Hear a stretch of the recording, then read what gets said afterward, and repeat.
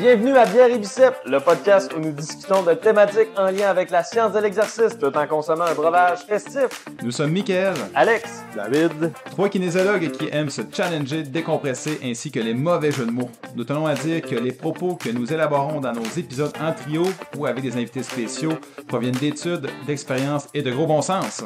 nous ne sommes pas des experts dans un domaine précis, alors n'hésitez pas à rectifier ou ajouter de l'information dans l'espace commentaire de notre Instagram.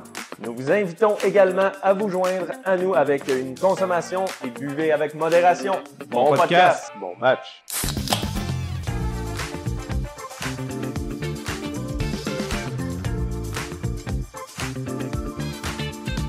Dans l'épisode d'aujourd'hui, la bière qu'on boit, c'est une bluffeuse, donc une IPA sans alcool de la brasserie Malt Eco.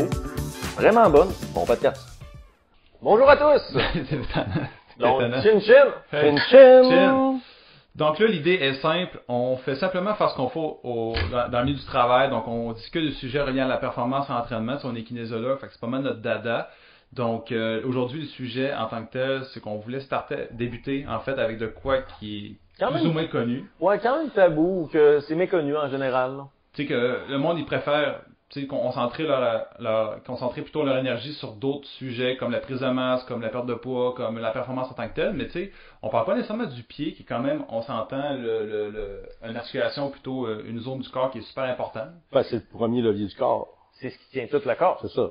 C'est une barre de torsion, en fait, le Oui. pied. On le voit, fait que c'est elle qui va affecter ta posture, qui va affecter une performance, qui va affecter une course, qui va affecter des problèmes à ça, qui vont être liés aux problématiques de valgus ou varus. Mais c'est quoi en tant que tel le valgus et le varus pour le fun? Tu sais, mettons quelqu'un qui connaît pas plus ou moins ça, quand est-ce que tu peux l'expliquer? Ou que Ben, Alex, je vais laisser Alexandre. Vas-y. Ben écoute, valgus, c'est juste des positions que tu as par rapport à le torque qui va être appliqué. Donc, valgus, si je me trompe pas, c'est les genoux qui rentrent vers l'intérieur. Donc, c'est vraiment une accentuation de tes genoux qui rentrent vers l'intérieur. Juste faire en sorte que vous qui écoutez sur place, juste essayer de venir toucher les genoux ensemble. Donc, ça vient créer un valgus en soi. Et un varus, c'est l'opposé. Donc, c'est une trop grande accentuation vers l'extérieur. OK, puis dans le fond, mettons, c'est quoi l'impact en tant que tel au niveau des pieds? C'est quoi que tu peux ressentir si jamais t'es trop en valgus, trop en varus? La mort! Non, c'est un peu trop mort. direct. En fait, Tu perds ton pied. il y a des personnes qui ont des grosses problématiques aux pieds, qui sont déformées tout, qui ont aucune pathologie, qui sont associées, puis il y en a qui vont développer des pathologies suite à ça. C'est ça, ça veut pas dire que tu fais ça, que tu vas avoir ça nécessairement aussi. Là. Il y a pas d'études assez claires qui disent que si tes genoux rentrent trop vers l'intérieur ou vers l'extérieur, c'est clair que tu vas te blesser ou que ça va vraiment créer de quoi de direct. Mais tu sais, Si on va dans le côté sportif, un pied qui est mal chaussé ou mal positionné, si on va un pronateur, un supinateur ou un pied plat, il va y avoir différentes portions. Fait que l'action biomécanique qu'on va voir dans un geste sportif, c'est là qu'il peut être affecté. Fait que chez des athlètes de haute performance, ces petites situations-là, un pied adapté ou, exemple, un patin qui est mieux fait à son pied va permettre peut-être d'avoir une meilleure poussée, une meilleure action biomécanique, le transfert de force qu'on va avoir souvent dans ce sport-là. Fait que pour eux autres, souvent un athlète, on va avoir une meilleure problématique. Monsieur, madame, tout le monde, ben, souvent, il va vivre avec ça, il va avoir des problématiques, puis ça aura peut-être pas. Il va vivre avec ça, mais mettons, parce que là, on a quand même parlé de termes que c'est quand même un peu plus complexe, comme tu as dit pronation et supination. Fait que, juste pour résumer, parce qu'au final... Tu peux parler d'espadrille avec tout le monde aussi, s'ils veulent vérifier l'espadrille ici. un espadrille pour un âge de 2-3 ans. C'est environ 6 ans, je pense. Non, 2-3 ans. Ah, Non, mais on peut expliquer, je vais expliquer pendant le supinateur, peut-être. Ouais, on va expliquer ça. Alexandre, ouais. Tu sais, Donc- ça, je pense, en partant avec nos personnes, on est au sol.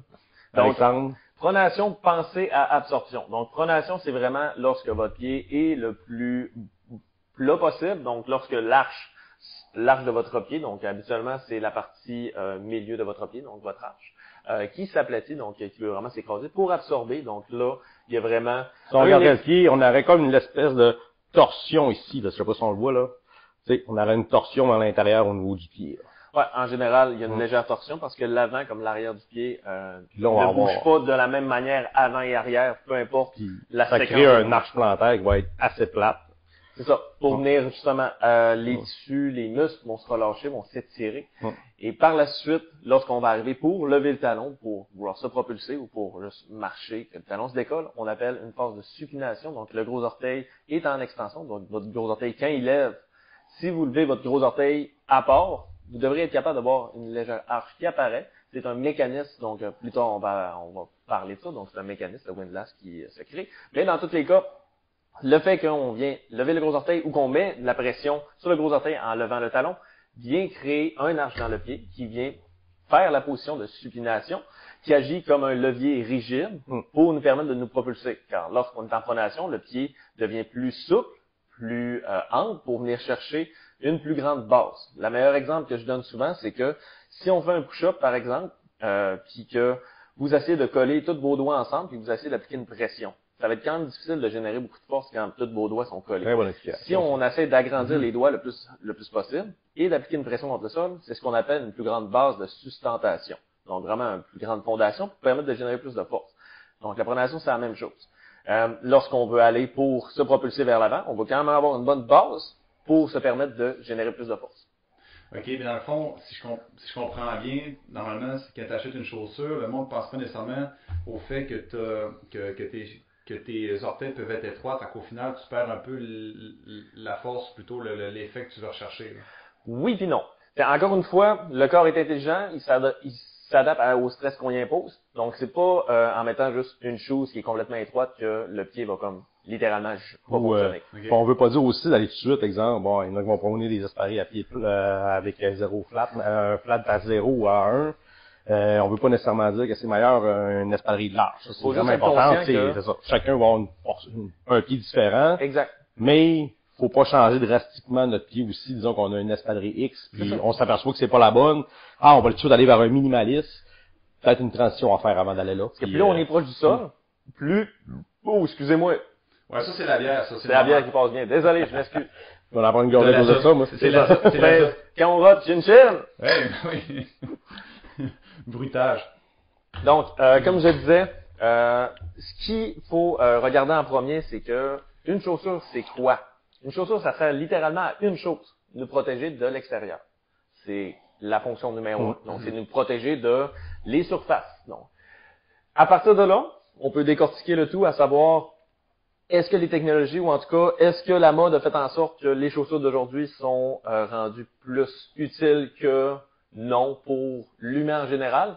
C'est sûr que dans la vie de tous les jours, la mode dirige les vêtements. Ça, c'est sûr et certain. C'est ça qui prédomine sur les nouvelles gammes ou les nouveaux styles. En même temps, ceux qui vont faire des compagnies d'espadrilles, surtout de sportifs, de courses, vont voir améliorer ces performances en développant certaines choses. Exact. Puis ils vont les améliorer, oui. Mais encore là, ça fait pas tout. Là. Puis ça crée peut-être d'autres problèmes, mais ça... je pense qu'il y a encore des études qu'il faut que ce soit faites à ce niveau-là. Et dans tous les cas, il y a beaucoup de choses que justement, ils veulent intégrer des nouvelles technologies en pensant que c'est plus efficace. Parce que leur objectif, c'est tout le temps que la chaussure vienne faire plus que ce que le pied est capable. Et pourtant, le pied, c'est une magnifique machine qui est capable de fonctionner par lui-même. Cependant, quand on le conditionne pas et on l'entraîne pas, c'est sûr qu'il y a besoin de plus d'aide. Dans tous les cas, c'est justement ça, la tendance qui va vers des chaussures de plus en plus technologiques. Et pourtant, cette technologie, sur le long terme, n'a pas été démontrée efficace. C'est la seule technologie, je pense, dans les espadrilles qui ont été démontrées, c'est l'espadrille du sprinter. Pour un sprint. Mais le sprinter, souvent, à l'entraînement, il n'y aura même pas ces espadrilles de sprint parce que c'est peu confortable aussi.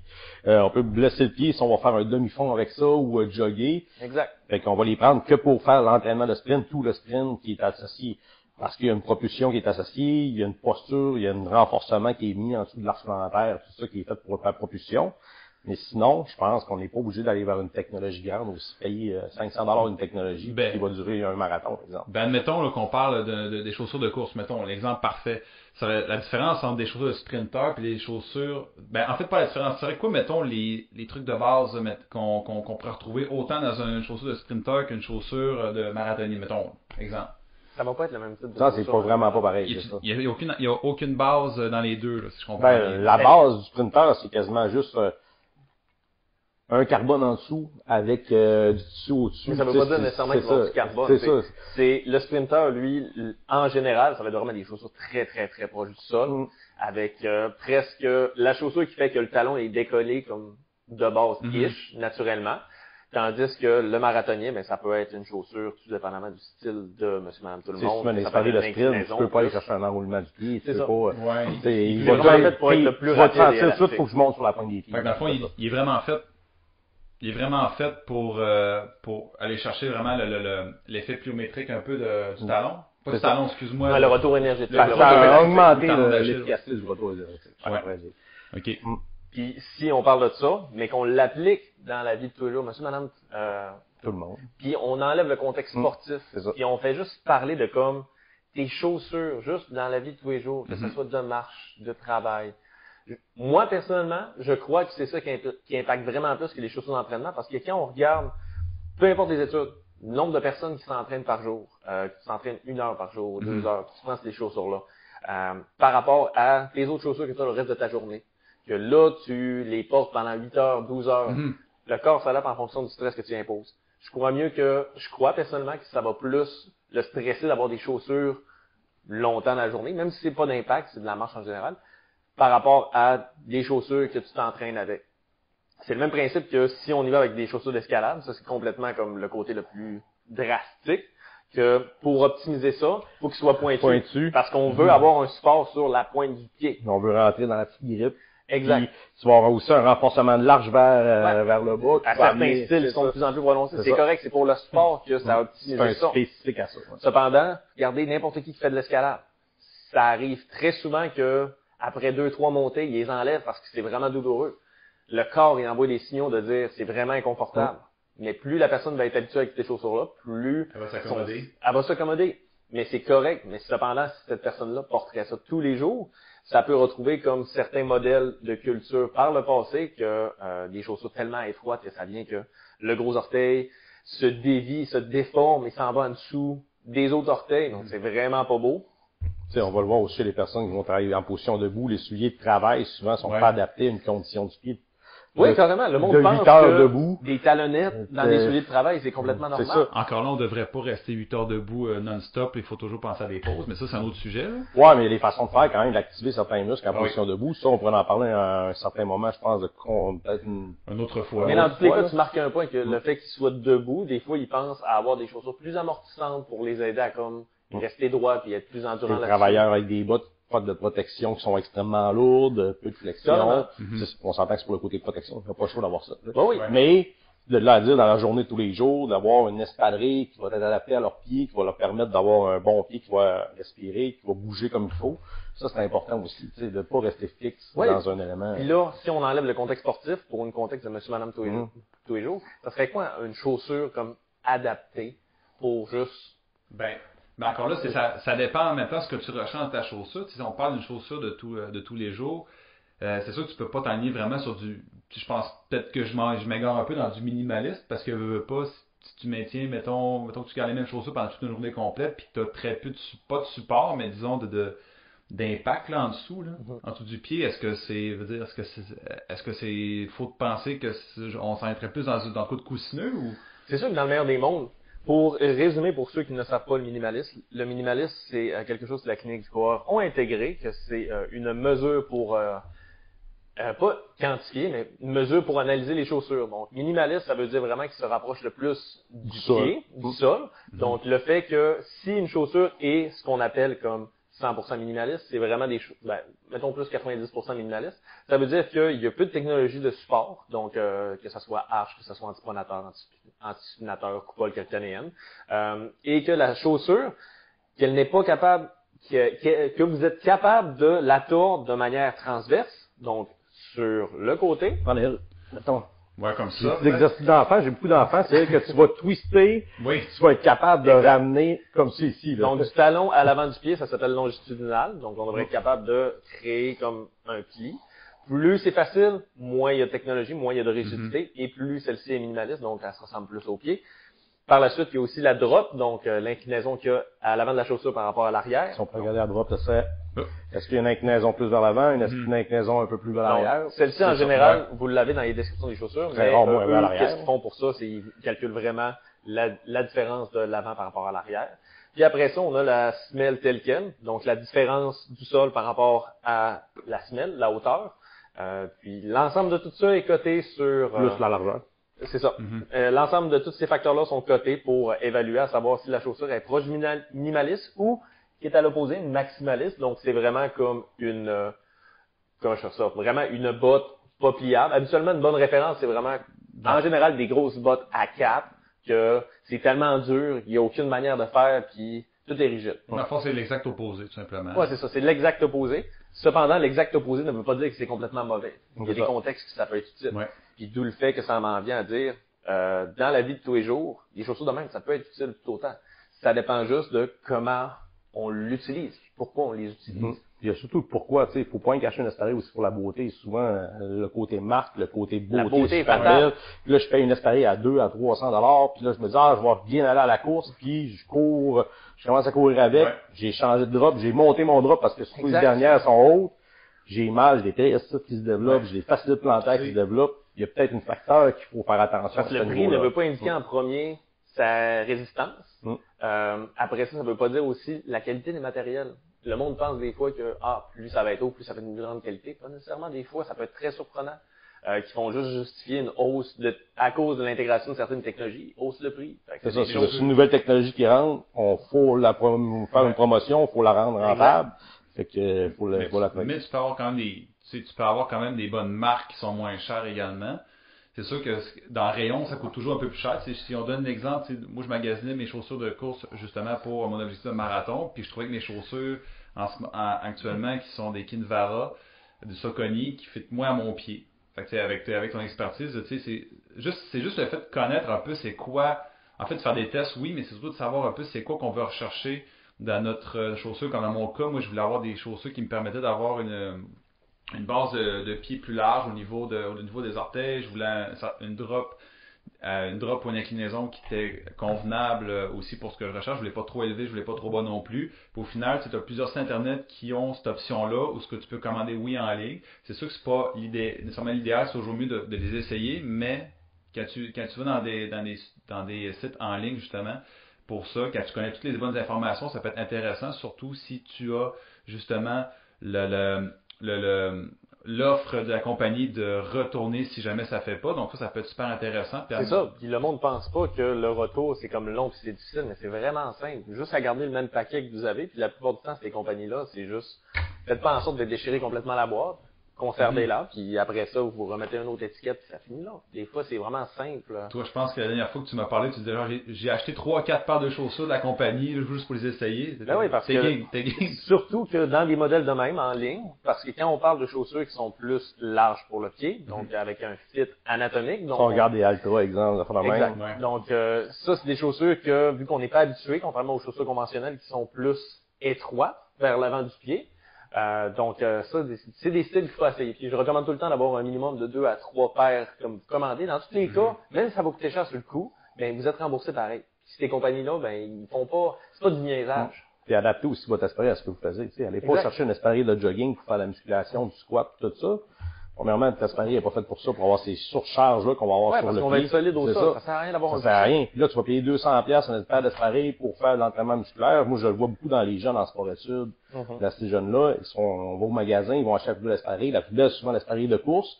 Mais ils vont faire beaucoup de déplacements latéraux en entraînement par préparation physique. Tout ça, ils vont se blesser, ils vont avoir des entorses, puis on se demande pourquoi. Alors, juste à changer le type de renfort latéral, à aller chercher un multisport, à chercher une largeur peut-être plus large aussi pour la musculation. On voit que c'est bon. Aussi, minimiser les drops. Moi, souvent, je voyais des drops chez les jeunes qui sont trop hauts.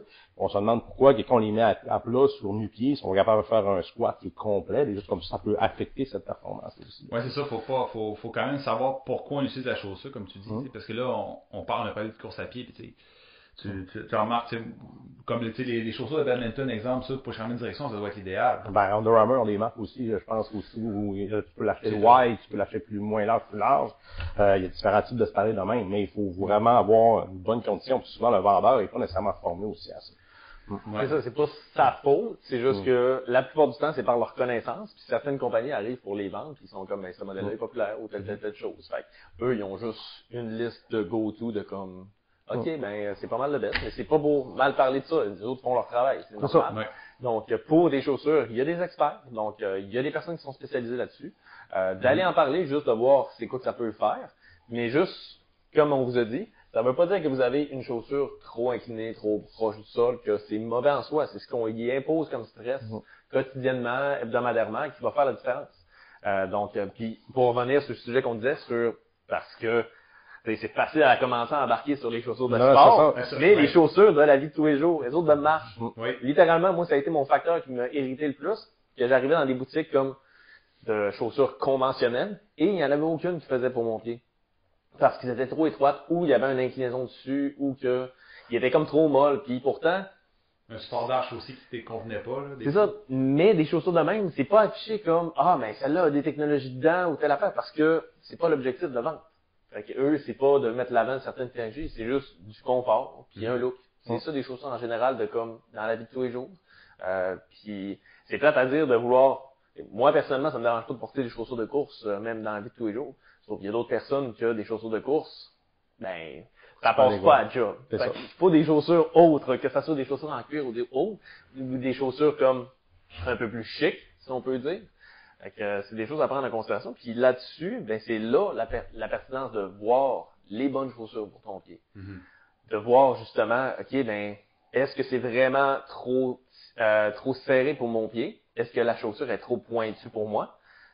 Parce que ça a été quand même démontré que une déviation quand même assez importante de ton gros orteil par rapport à la chaussure si elle est trop étroite, ça peut quand même nuire au niveau de l'irrigation, au niveau de l'influx sanguin, donc au niveau de quand on a plus de blessures, au niveau de la régénération des tissus, ça peut quand même impacter ça. Donc c'est des choses qu'on y pense pas. Des douleurs aussi au niveau du tibia, des mollets probablement. Façon figé de pied aussi, les différentes arches du pied vont travailler différemment. À cause que le pied est trop serré, moins serré, plus slack. Mais tout dépendamment du travail. Si la personne reste statique, elle l'impacte pas. Mais si elle marche tout le temps, puis... Mais quoi qui est trop serré, c'est difficile. Talon haut toute la journée, ben là on a des problèmes aux deux extrémités. Ça peut créer des gros problèmes chez les personnes qui vont être plus actives aussi. Tout à fait. On revient sur la même métaphore des doigts. Si vous les avez toutes collées, ça va être difficile à appliquer une force. Donc, si vous appliquez toujours une force similaire comme ça dans tous les jours, ça va être difficile. Le corps il faut le dire tout le temps, le corps c'est une machine intelligente. Même si vous lui imposez de quoi, lui, il va trouver un moyen pour que ça soit efficace.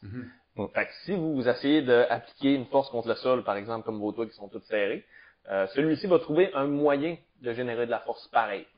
Fait que ça va faire en sorte qu'on peut avoir ce qu'on appelle plus des stratégies de mouvement que le corps va faire. Donc, ce qui peut ressurgir à certaines douleurs ou certaines tensions qui sont non communes parce que le corps, il est comme « Hey, salut, je suis pas habitué. » Fait que essaye soit de changer ça ou essaie de monitorer plus ça pour diminuer, pour que moi, je sois capable d'adapter. Mais la plupart du temps, on ressort sur beaucoup. C'est quand on regarde au niveau de la posture, le pied, c'est un des premiers récepteurs qui va amener sur la posture. Fait qu'un pied qui est mal travaillé, mal engagé, mal formé un peu, dépendamment de la personne, ben, ça va affecter sa posture jusqu'en haut, problème de dos, problème de genoux, problème de hanche, problème d'épaule, il y a des problèmes de mâchoire, ça peut jusque-là, tu sais, ça peut être très loin.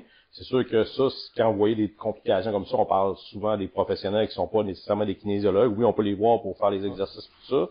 On peut s'orienter vers les physiothérapeutes, chiropraticiens, qui ont des grosses problématiques au niveau du pied. On peut aller même voir les pédiatres qui sont spécialisés au niveau du pied, des docteurs spécialisés au niveau du pied.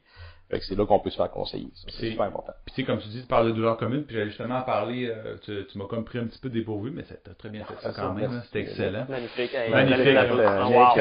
J'applaudis pour ça. Je savais que tu l'as dit, mais je vais le voir. Non, mais tu parlais de douleurs communes, puis tu parles principalement des douleurs du dos, tu sais. C'est pas mal la région la plus connue, la plus répandue par rapport aux douleurs. Fait que tu sais, des fois, tu dis j'ai mal au dos, mais tu sais, ça m'arrive régulièrement, puis tu sais, peu importe c'est quoi ton travail, mettons du travail de manutention, mais t'es assis, travail du bureau à la longue journée comme ça, mais tu sais, des fois aussi, le pied peut jouer, comme tu dis, le pied peut jouer là-dessus. Fait que des fois, tu sais, on veut traiter le problème plutôt qu'aller chercher la cause, puis des fois, on s'en rend même pas compte que la cause est là. c'est pas qu'elle est que là. Je veux juste pas. Non, il peut y avoir d'autres raisons, tu sais. Ouais, On dit pas, toutes les recommandations qu'on dit, faut pas oublier que c'est pas comme C'est pas clair et net. Faut Allez les toujours valider souvent. Exact. Allez toujours consulter votre votre professionnel de la santé pour voir spécifiquement vous, qu'est-ce que ça peut être. Mais nous, ce qu'on dit, c'est on partage par rapport à nos expériences communes. Parce que malheureusement, on parle surtout du pied puis son utilité. On parlera pas d'odeur malheureusement, ça c'est pas dans notre registre là, mais c'est juste pour dire Des que. fois, ça pue vraiment. Si je jouais avec 3 paires d'espadrilles, Mais- c'est pas mal le seul truc. Mais on aurait pu parler d'épaule ou quoi que ce soit, d'autres choses dans ce style-là, puis ça aurait pu être le même constat dans certains points. Mais tu sais, c'est ça. Faut juste prendre l'information qu'on donne puis pas dire que c'est que c'est ça le problème. C'est ça. Carrément. Fait que, écoute, pour résumer un peu le temps qu'on Oui. fait, parce que le podcast, ça va bien, hein, on a quand même fait Un bon bout. 24 minutes. Ouais, c'est bon. Fait que, juste pour résumer, mettons, si on parle de chaussures dans la vie de tous les jours, puis après ça, chaussures de sport, Mhm. c'est comme, en tout cas pour le pied, qu'est-ce qui pourrait être bon à regarder? Chaussures en général, donc écoutez, en général, qu'est-ce que vous voulez? C'est que vous êtes capable de bouger au moins vos orteils. Ça, c'est le premier critère. Puis avoir une bonne largeur, c'est tout le temps avoir une largeur que si vous sentez que vous êtes tout compacté, c'est pas le bon sentiment parce que si déjà, juste mettre la chaussure, c'est déjà trop étroit. Tu sens que t'es comme ça au bout, là. Encore une fois, voyez toujours la métaphore avec les doigts. Donc, si vous sentez que les orteils sont comme les doigts, ben, vous arrivez pour mettre de la pression sur le sol, donc aller en pronation, votre pied va grandir parce que les tissus, j'allais dire s'élargissent, ça se dit pas. Les tissus, Ils vont s'étirent, merci. Ben, souvent, ils vont briser en plus au niveau du orteil, Ouais, mais tout non, ça, mais- là. Tu Fait peux que dire. s'étire de peut-être là, je dis un chiffre de même, mais ça peut quand même s'étirer, dépendamment de la personne, De la force du pied, du Ouais, taille c'est ça. du pied Ça que peut aller 1 ou 2 centimètres de plus. Mhm. Donc, prenez pas la peine de genre, vous assurer que la chaussure accote sur le gros orteil. Essayez de prendre un petit peu plus, parce que des fois, plus d'espace, si vous courez, si vous marchez, le pied va travailler, il va avoir du sang, il va avoir comme un peu plus, pas d'inflammation, mais il va avoir un peu, le pied va grossir. C'est ça. Ça, c'est sûr et certain. Donc, prenez la peine là-dessus, parce que votre pied, si vous marchez 10 000 pas par jour, c'est 10 000 fois que votre pied travaille. tu montes des escaliers, si tu vous travailles montez- debout toute la journée, si c'est vous environ courez, 10 à 15 000. c'est une des fois. augmentation de la charge appliquée sur vos pieds. Et pour la différence par rapport au sol, donc la semelle, si vous avez l'habitude d'avoir un style de chaussure et que vous voulez transitionner vers de quoi de plus proche au sol, good. Cependant, pour être conscient que c'est plus de stress aux pieds, c'est plus de travail. Donc, Tu sais, soyez attentifs. tu sais comment ça l'est peut-être dans la journée tous les jours. Moi, c'est comme ça que j'ai commencé à aller vers le minimalisme parce que j'ai eu des problèmes de pied, de dos, de hanche. Je commence à les régler, mais les premiers temps, marcher avec mes espadrilles minimalistes toute la journée, ben c'était difficile. Même pour mon système nerveux, je me sentais plus fatigué, le dos, tout ça. Fait que tu sais, allez-y des 1 heure, des 2 heures, allez-y par phase progressive.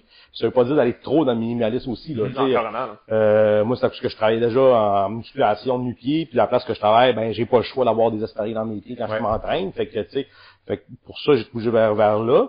Mais prenez conscience vers ça, puis moi, je dirais aussi, le plus important, ça commence à bas âge. Tu sais, nous autres, on a 30-40 ans. Nous autres, environ, on va avoir des enfants. Moi, j'en ai 4 présentement. Puis moi, c'est quelque chose qui m'a accroché à aller voir les espadrilles pour enfants. J'en ai amené plein parce que je trouve que partir des enfants au départ, c'est parfait. Puis tu sais, assurez-vous, vous voyez des petites déformations dans les pieds, puis tout ça. Allez voir un pédiatre, allez voir des physiothérapeutes spécialisés dans les enfants, ou des chiropraticiens ou n'importe quel professionnel. Ils vont vous orienter. Puis en boutique, si on va voir, souvent on va aller chercher les marques. Vous allez voir la différence des marques qui sont plus génériques, qui sont très bien pour le pied. Tu sais, j'en ai une ici qui est très simple que j'ai acheté pour ma petite fille qui va commencer à marcher, qui a 2 ans. Ben, tu sais, moi, l'espadrille, quand je le regarde pour un enfant, faut qu'il appuie.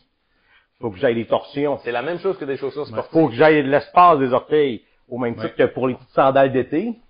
C'est sûr que là, je la trouve un petit peu rigide, quoi, qu'elle va quand même bien, aussitôt qu'elle a été cassée. Mais si je peux m'approcher de l'écran, vous allez voir, le pied est large au niveau du jeune. Fait que, tu sais, des fois, l'été, on n'a pas le choix de marcher sur l'asphalte, tout ça. Moi, dans la main, ben, eux, ils favorisent l'espace des orteils, c'est super important, versus, versus des espadrilles de marque qui sont plus durs, très rigides, très durs à plier. Si on regarde, tu sais, les Jordan sont super belles.